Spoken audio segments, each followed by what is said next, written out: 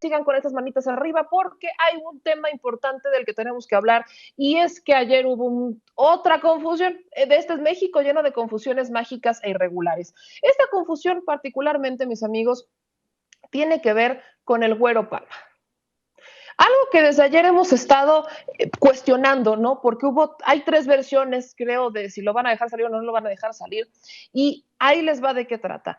Hay un documento, mi querido Dave, que tenemos por ahí, que es de la Orden de Liberación, ¿no? Se supone que tenemos este documento que emite la Secretaría de Seguridad y Protección Ciudadana del área de prevención y readaptación social, en donde esta coordinación está diciendo que por medio de la presente le es grato saludar al fiscal general del Estado de Justicia en el Estado de Jalisco e informarle sobre la libertad de la persona privada de su libertad, Héctor Palma Salazar y o Héctor Luis Palma Salazar y o Jesús Héctor Palma Salazar, para nosotros conocido como el Güero Palma.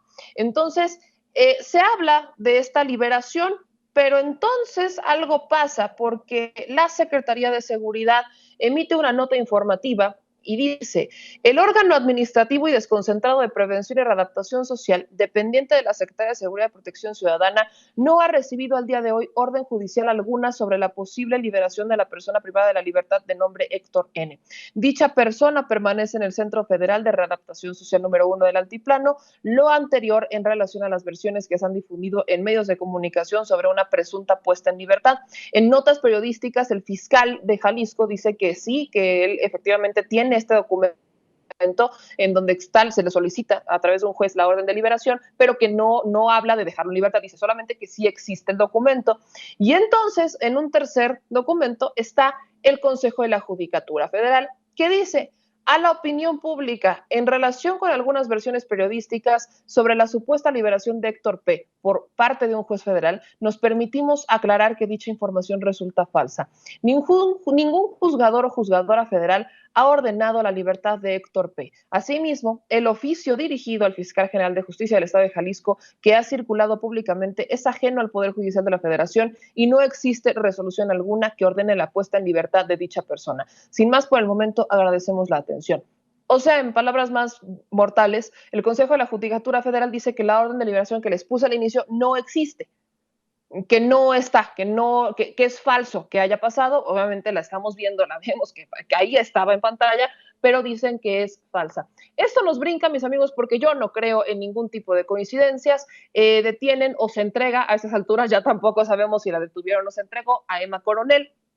También vemos que hubo una reducción en la condena de otro gran personaje llamado o alias el licenciado, y no quiero que olvidemos el antecedente que particularmente el Güero Palma le asesinaron a familiares hace algunas semanas, familiares cercanas. Entonces, yo no creo en las coincidencias, pero como no soy experta ni en seguridad, ni mucho menos en estos casos que son muy famosos en México por ahí de la década de los 80, le agradezco mucho a mi querido César Gutiérrez Priego que se enlace con nosotros, abogado, experto en temas de seguridad y también abogado que ha defendido causas militares. Así que, mi querido César, buenos días.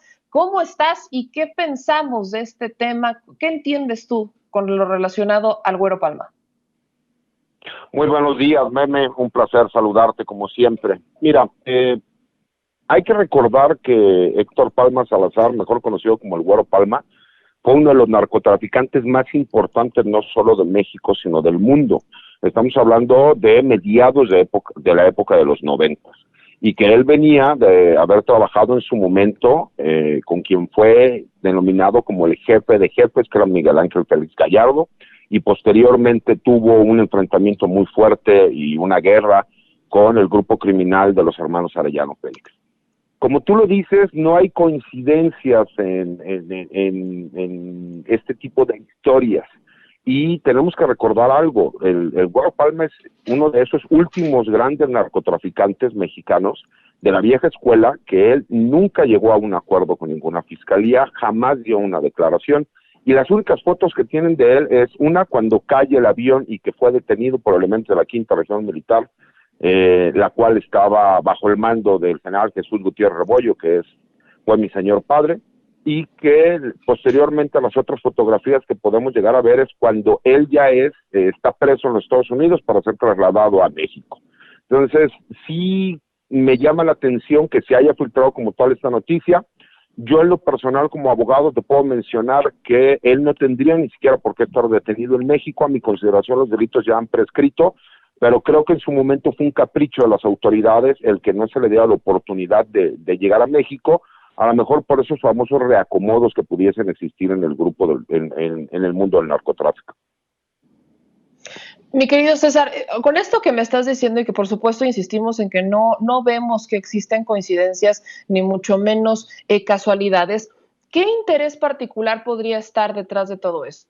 No vemos que hay, por supuesto, una vinculación desde Emma Coronel, desde el tema del Chapo Guzmán, viene todo, aparentemente todo se desprende de ahí, pero ¿qué interés particular podría estar detrás de estas noticias en donde hoy por hoy no sabemos si es real o no es real? El Consejo de la Judicatura dice una cosa, la Secretaría dice otra, el fiscal dice una. ¿Qué interés en particular podría haber con esto?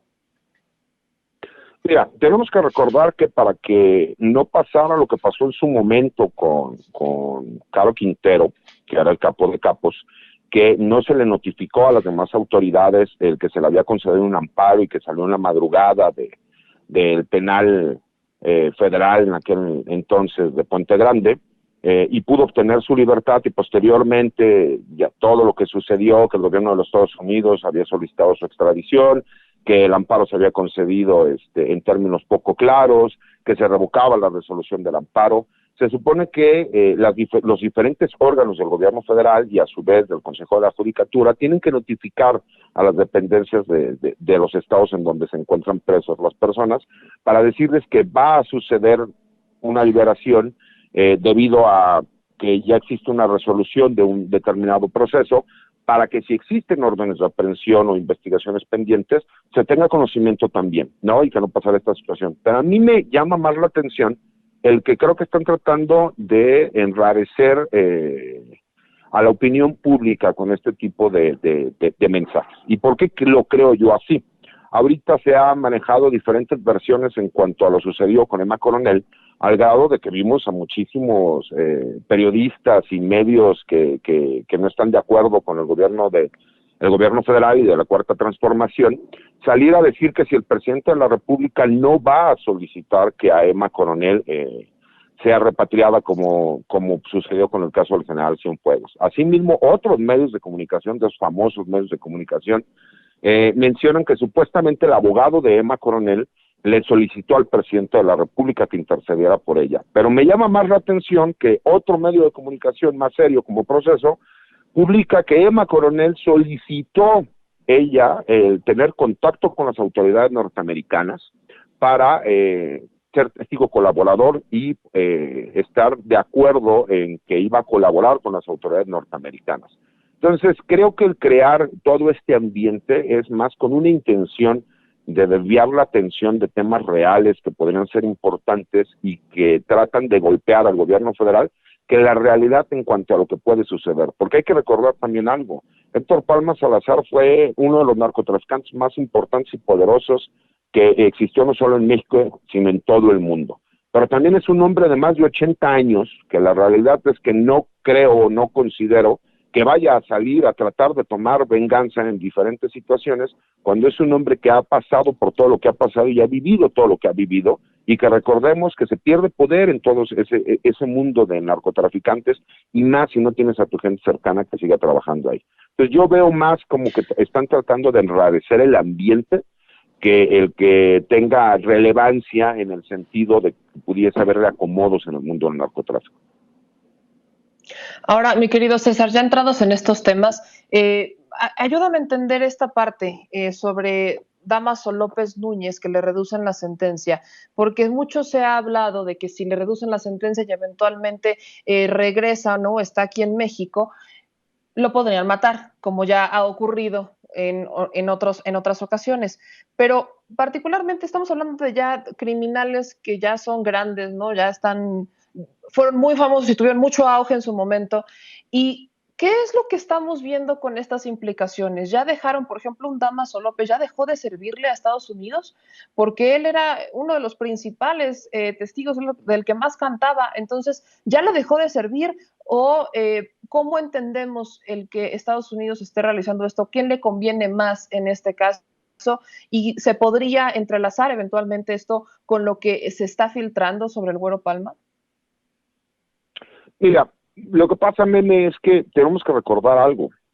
En México, nosotros hemos confundido el tener una implementación de penas demasiado grandes, pensando que con eso se van a inhibir el que la gente realice delitos. Cuando nuestro problema siempre ha sido de impartición de justicia, y quien tuviese el tiempo de analizar cómo fue en su momento la detención del Güero Palma ya en 1995 y con la imputación de cargos que le hicieron, porque las narcoseries lo que han realizado es confundir a la gente. El Güero Palma en su momento estaba por un nivel por encima del Chapo Guzmán, muy por encima. Él era el socio de Amado Carrillo Fuentes en el cartel de Juárez. Y ellos eran los dos narcotraficantes más poderosos de México y en su momento del mundo. Eran los máximos introductores de drogas a los Estados Unidos. Las series empiezan a cambiar un poco el concepto de cómo se manejaron estas cuestiones, estas situaciones, y entonces la gente tiene una idea equivocada de cómo se llevan a cabo. Cuando el Güero Palma en México es sentenciado única y exclusivamente a una sentencia de 7 años, y pues estamos hablando que él estaba ya próximo a obtener su libertad, en el gobierno de Felipe Calderón, cuando se firma el famoso convenio por el Tratado de Mérida, Estados Unidos hace ciertas solicitudes y dentro de esas solicitudes pide que el Güero Palma sea extraditado a los Estados Unidos. Y el Güero Palma es extraditado a los Estados Unidos, se le hacen las imputaciones de introducción de narcotráfico internacional para la introducción de drogas, se declara culpable sin llegar a ningún convenio y le dan una sentencia de 16 años.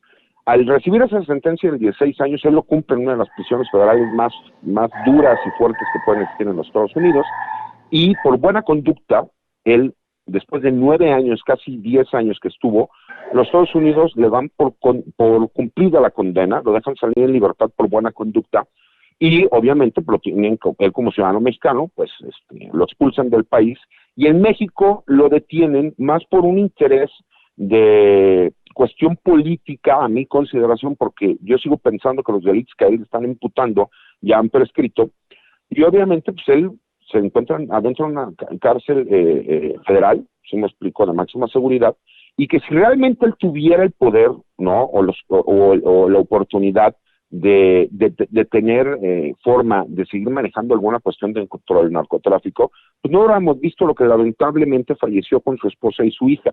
¿Se me explicó? Tenemos que recordar que la historia de él es una historia muy trágica, ¿no? En su momento, quien fue su esposa fue asesinada por un venezolano que manda el grupo de los Arellano Félix, y sus 2 menores hijos, así mismo también fueron asesinados, aventados de un puente, y la videofilmación se le hizo llegar. Y esa es la parte que estas narcoseries hemos visto que ha explotado, pero que no han entendido realmente cuál es la importancia que tuvo este personaje en su momento. Pero al igual que Caro Quintero, y que decían que iba a haber acomodos en el mundo del narcotráfico, Caro Quintero salió, y ¿qué hemos vuelto a saber de él? Salvo que el gobierno de los Estados Unidos lo quiere por una vendetta de carácter personal, porque él tuvo que ver en la muerte del exagente de la DEA, Enrique Quique Camarena. La realidad es que no vino a realizar ningún movimiento o cambio que fuera trascendental dentro de los grupos del crimen organizado en el país.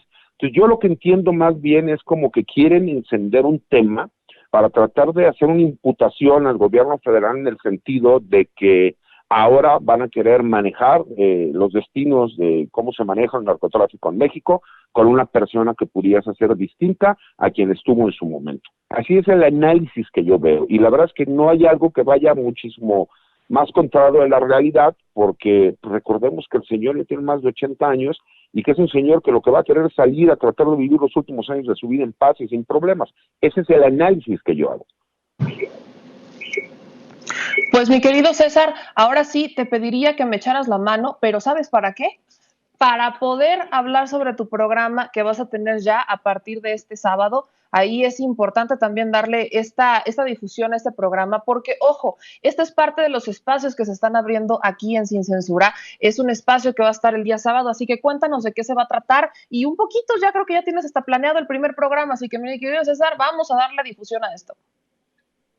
Al contrario, muchas gracias. Mira, siempre en la intención de buscar espacios donde no exista línea editorial y que le pudiéramos dar voz a muchas de las injusticias que han pasado en diferentes partes del país y momentos, y dentro de lo que es el gremio militar, el gremio policíaco y el gremio jurídico al cual yo formo parte, pues siempre con esa intención de tener voz.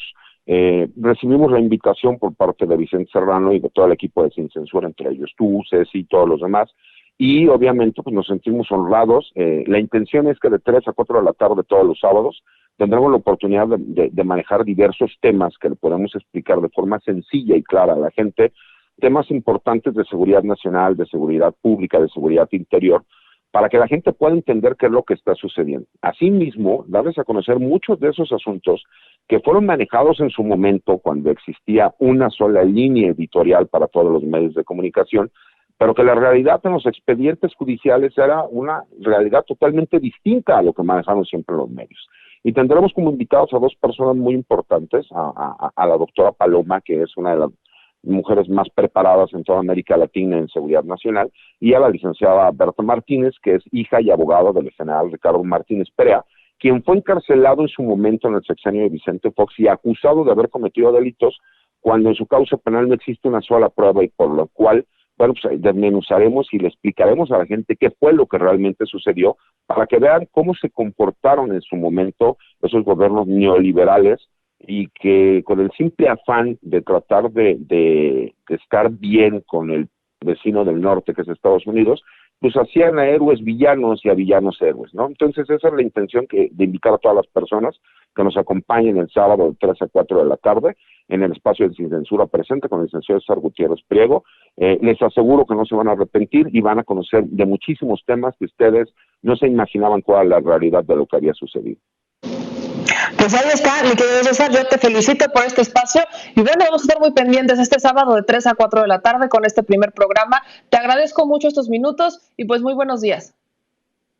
Al contrario, gracias a ti, saludos a todo tu auditorio, que pasen un buen día, hasta luego.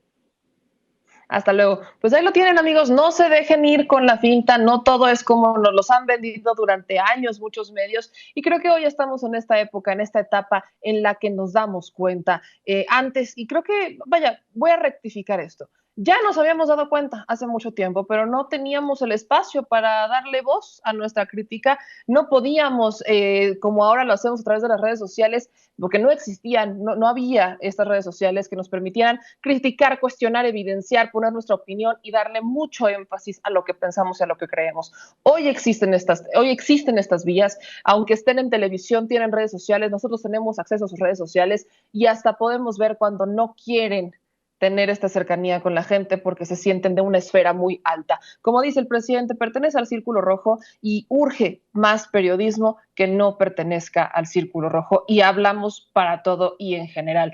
Urgen medios de comunicación que cada vez alcancen a más audiencias, y por eso les pedimos que nos ayuden a compartir estos espacios donde, como pueden ver, una variedad de programas, de contenidos, no solamente entre semana, sino también el fin de semana.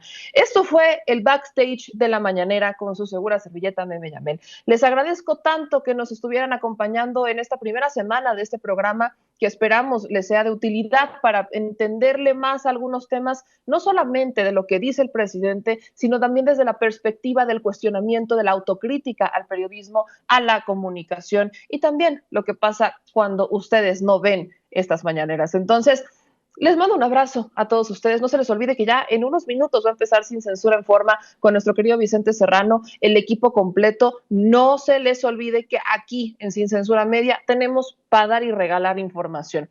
Así que sigan compartiendo, suscríbanse a nuestros canales Sin Censura TV, Sin Censura Media. Todas las manitas arriba, es muy importante para nosotros contar con su apoyo, con sus comentarios. Yo saludo, por ejemplo, a Magdalena Reyes, a Jesús B., a Andrés Nieto, a María López, a Cookie Olazábal, a Elise Trejo, que nos dicen también por aquí, a María del Rosario Ramírez Patiño, luego dicen Elise Trejo, Claudia Félix, están hablando ya hasta el programa del sábado, JJR dice, si no se revisan las concesiones de radio y TV, boicot masivo hasta que quiebren.